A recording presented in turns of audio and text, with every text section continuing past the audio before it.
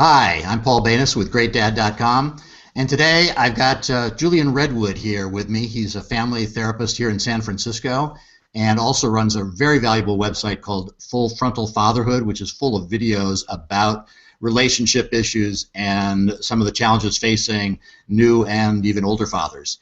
And today we've got an always germane and always important topic. It's about having what is sex after you have babies, or what is normal in terms of postpartum sex. Every dad, I mean, we see questions and comments about this all the time on GreatDad.com. Every dad going into pregnancy wonders what will happen, and it's not a topic that anybody really talks about. So I'd like to introduce Julian Redwood. Julian, say hello. Hi, Paul. Great.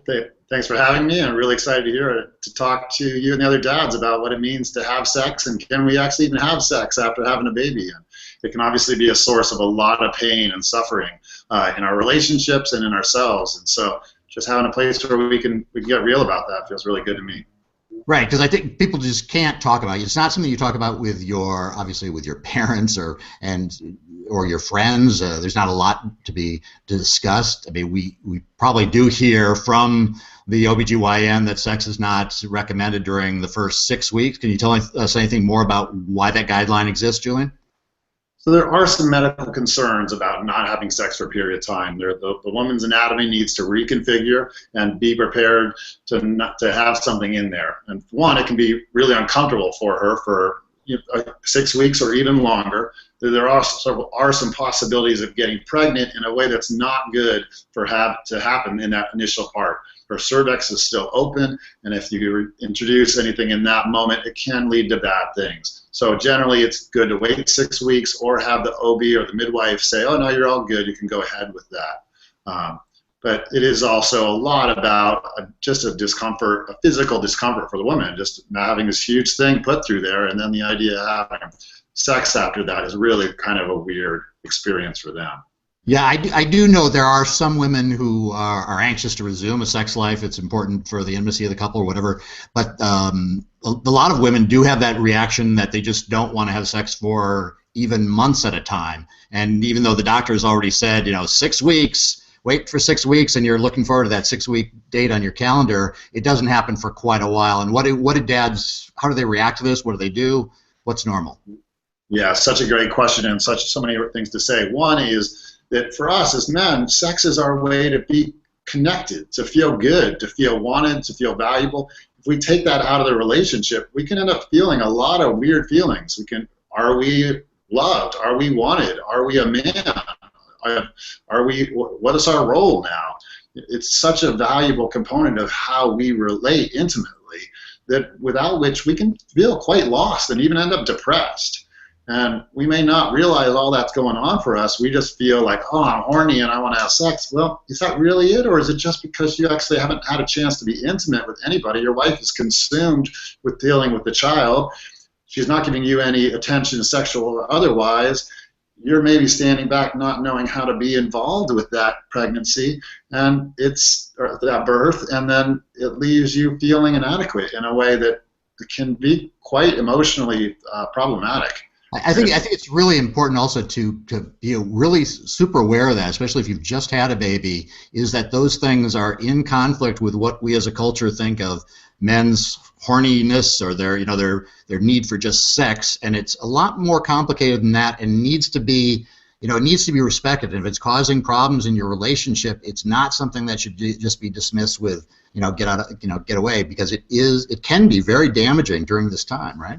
Extremely. And I see a lot of men and women suffer as a result of the misconceptions about men's sexuality, and that while we just have this carnal need to have sex, actually we have an emotional need to be intimate, and sex is one of our primary ways to be intimate.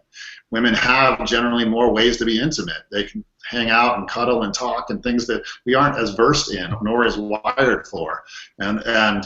So without which, if we feel that loss and we can't talk to our partners about it, that becomes really devastating. And that's the most important thing in this whole thing is go and talk to your partner. If any of this is coming up for you, go and talk to her. She probably feels a lot of mixed feelings about it too. She may feel guilt about not feeling sexual desire. She may feel resentment because she feels your pressure. if you can talk about it, get it out on the table, and share whatever's happening for you emotionally, it just becomes a totally different equation where you're collaborating around something rather than at odds about something in a moment when what you need more than anything is to be in collaboration and be a team dealing with this baby. Right. So I think probably at this point a lot of people are probably thinking, if it isn't 6 weeks, what is the reasonable time when it should resume, or when that it's been going on for so long that we need to seek some help or some guidance outside, because that goes beyond what the usual expectation would be. Right. Great question. There is no normal, unfortunately. It's very normal for a woman to not have to do anything with sex for many months, 8, 9 months, particularly if she's breastfeeding. If she has a baby that she's breastfeeding multiple times a day, it's pulling on her, wanting it. The idea of being sexual with you is just too confusing. That naked skin-to-skin contact is associated now for her with breastfeeding, not with being sexual. It isn't something they have a desire for.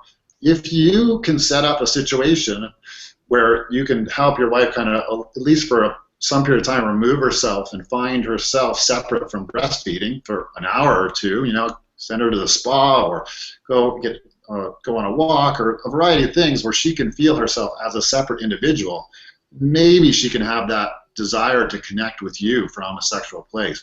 But it's often really normal that women don't feel their own sexual desire until significantly after the breastfeeding stops. And breastfeeding is recommended to go on for a really long time at this point. Even the major doctors or associations say, breastfeed for 2 years even.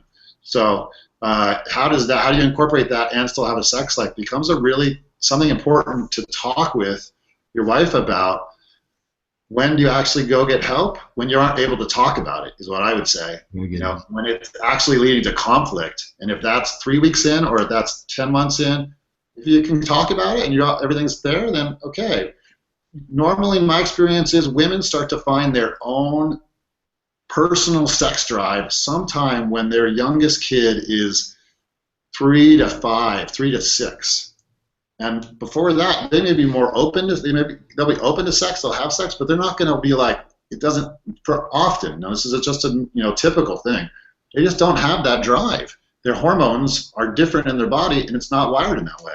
Yeah, I think we as men, I don't know if you feel the same way too, but I think we quite often get patronized by articles in women's magazines that talk about how men can get sex back in their relationship, and it usually involves do more cleaning, do more housework, do more stuff to organize the home. And I think I agree with you more from what I've understood talking, in Pregnancy Magazine and both on Great Dad, that the biggest way that couples can reignite that fire, even if it's not quite going to be ever the same as before, and won't be the same as it might be, when the kids are a little bit older, is to find that time away. Because when the kids are screaming, I think most guys can have sex with a crying baby in the other room. It's not that way for most women, and getting some time away, if you can somewhere when the kids are still small, get away for a weekend or get away for an evening, just get away from the kids, for the babies, for a little while, your chances are a lot higher. No question about it, and I highly recommend that for your relationship. It's very hard, particularly for the mom, but to leave the kid with somebody else to take care of is a really intense experience, and we need to be sympathetic that that's a transition moms need to take their time with.